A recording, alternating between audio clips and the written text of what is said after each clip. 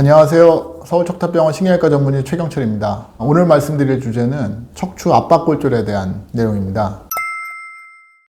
연세 많으신 분들이 눈길이나 아니면 가벼운 외상 후에 갑자기 요통을 호소하는 경우가 있습니다. 대개 이제 여자분들이 골다공증이 많은데 골다공증으로 인해서 뼈가 약해져 있다가 가벼운 외상이나 넘어지면서 낙상, 그러면서 이제 압박골절이 생기는데요. 이 압박골절이 생기면 증상이 어떠냐면 굉장히 심한 요통이 찾아오게 됩니다. 그 요통의 양상이 어떠냐면 보통 가만히 있으면 안 아픕니다. 안 움직이고 누워있거나 한 자세로 있으면 괜찮은데 화장실 가려고 누웠다 일어난다든지 돌아 눕는다든지 재채기를 한다든지 앉았다 일어난다든지 하면 굉장한 심한 통증이 와요. 그래서 저희들이 보는 환자들 배 아픈 거, 디스크 환자, 또 협착증 환자 여러 환자 중에서 척추 압박골절 통증은 굉장히 심한 통증으로 분류됩니다. 척추 압박골절이 생기면 되게 이제 연세 많으신 분들한테 이제 잘 오는데요. 예전의 치료법은 그랬습니다. 그냥 3개월 누워서 지내는 거였습니다. 저 레지던트 할 때가 2001년도였거든요. 골절이 생기면 3개월 동안 병상에 누워가지고 대소변도 누워서 보고 식사도 누워서 하라고 했었습니다. 그래서 이게 이제 고령의 환자들이 누워서 3개월 동안 있었더니 3개월 후에 어떠냐면 허리골절은 좀 치유가 됐지만 기력이 쇠해서 일어나질 못하시는 거예요. 식사도 잘 못하시고 활동을 3개월 동안 못했으니까 그래서 너무 이런 생활 패턴이 완전히 바뀌게 됩니다. 그러던 중에 저희 스승님, 예전에는 강남 성모병원에 박중훈 교수님이 독일에 갔다 오신 다음에 그 척추체 성형술이라는 걸 보고 오셨어요. 배우고 오셔가지고 그 척추체 압박골절에 시멘트를 넣어서 골절을 치유하는 건데, 그래서 이게 아마 지금 한 25년 정도 됐습니다. 이 소개된 지가. 골절된 부위에 시멘트를 넣어서 척추를 안정화시켜서 통증을 완화시키고 빠른 일상으로의 복귀를 하는 거죠. 그래서 빨리 걸어 다니고 일상생활을 하고 식사도 앉아서 하고 그리고 활동적으로 살 수 있게끔 한 게 이제 한 25년 됐고요. 굉장히 좋은 치료법입니다. 그래서 지금은 그런 압박골절에 시술을 하는 병원들도 있고요. 예전처럼 이렇게 이제 누워서 베드레스트라 그래서 침상 안정을 통해서 자연 치유를 돕는 경우도 있습니다.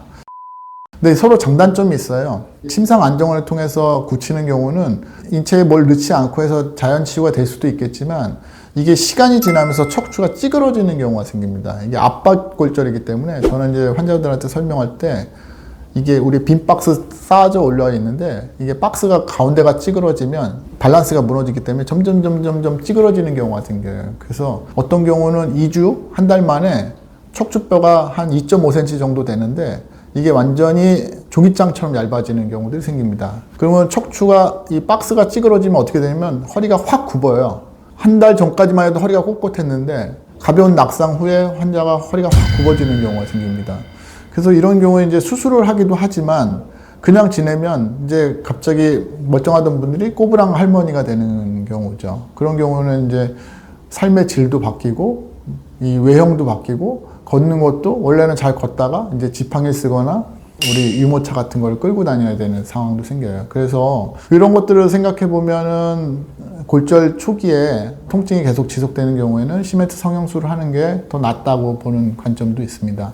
그래서 저는 후자 쪽을 더 선호하는 편인데 또 이제 시멘트 성형술을 하면 빠른 회복이 되고 통증도 빨리 개선되고 또 후에 오는 그 척추가 찌그러지는 것들을 좀 예방할 수 있어서 그런 장점이 있고요. 또 일각에서는 그거에 시멘트가 들어가면 다른 뼈는 또 약해져 있으니까 인접 부위 골절이 좀 더 많이 생기는 게 아닌가 이렇게 생각합니다.